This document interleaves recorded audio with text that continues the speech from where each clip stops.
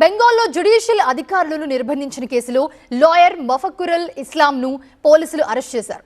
NIA కూడా ఈ కేసులో లోతుగా దర్యాప్తు చేస్తోంది. బెంగాల్లో రాష్ట్రపతి పాలనకు బీజేపీ కుట్ర చేస్తుందని, అందుకే అల్లర్లు సృష్టిస్తున్నారని మమతా ఆరోపించారు.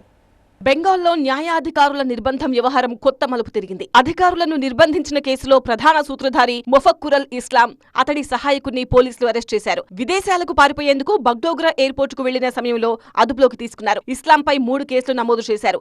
ఈ ఘటనపై 13 కేసులు నమోదు చేసినట్టు పోలీసులు తెలిపారు. ఎన్ఐఏ ఈ కేసును విచారిస్తున్నప్పటికీ తాము కూడా దర్యాప్తు కొనసాగిస్తామని బెంగాల్ పోలీసులు వెల్లడించారు. అధికారుల నిర్బంధం పక్కా ప్రణాళికతో చేశారా అన్న కోణంలో విచారిస్తున్నట్టు పేర్కొన్నారు. మోతాబరి ఇండియన్ సెక్యులర్ ఫ్రంట్ సభ్యుడు మౌలానా షాజహాన్ అలీతో పాటు ఈ కేసులో ఇప్పటివరకు 35 మందిని అరెస్ట్ చేశారు. మాల్దా అల్లర్ల కేసులో ఎన్ఐఏ కూడా దర్యాప్తు ప్రారంభించింది.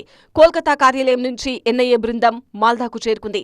జ్యుడిషియల్ అధికారులను నిర్బంధించిన బీఎల్ఓ కార్యాలయాన్ని ఎన్ఐఏ అధికారులు పరిశీలించారు. ఈ ఘటనపై సుప్రీంకోర్టు ఆగ్రహంతో కేంద్ర ఎన్నికల సంఘం ఎన్ఐఏ దర్యాప్తుకు సిఫార్సు చేసింది. మరోవైపు ఎస్ఐఆర్ కోసం వెళ్లిన జ్యుడిషియల్ అధికారుల నిర్బంధంపై టీఎంసీ, బీజేపీ నేతలు పరస్పరం తీవ్ర విమర్శలు చేసుకుంటున్నారు.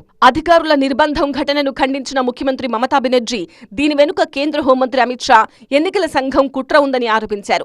రాష్ట్రంలో రాష్ట్రపతి పాలన విధించడానికి కేంద్రం పన్నుతున్న వ్యూహంలో భాగంగానే ఈ అలజడిని సృష్టిస్తున్నారని అన్నారు. ఎన్నికల ప్రక్రియ మొదలయ్యాక తన అధికారాలు తగ్గిపోయాయని మమత వివరించారు. బోగస్ ఓటర్లను తొలగిస్తుండటంతో భయం పట్టుకున్న టీఎంసీ ఉద్దేశపూర్వకంగానే ఈ అరాచకానికి పాల్పడిందని బీజేపీ విమర్శించింది.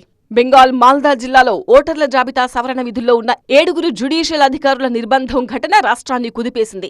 ఓటర్ల జాబితా నుంచి అసలైన పేర్లను తొలగిస్తున్నారనే ఆగ్రహంతో 3 మహిళా అధికారులతో సహా 7 9 గంటల పాటు నిరసనకారులు బంధించారు. జాతీయ రహదారిని దిగ్బంధించడమే కాకుండా అధికారులను విడిపించడానికి వచ్చిన పోలీసులపై రాళ్లు రువ్వి వాహనాలు ధ్వంసం చేశారు.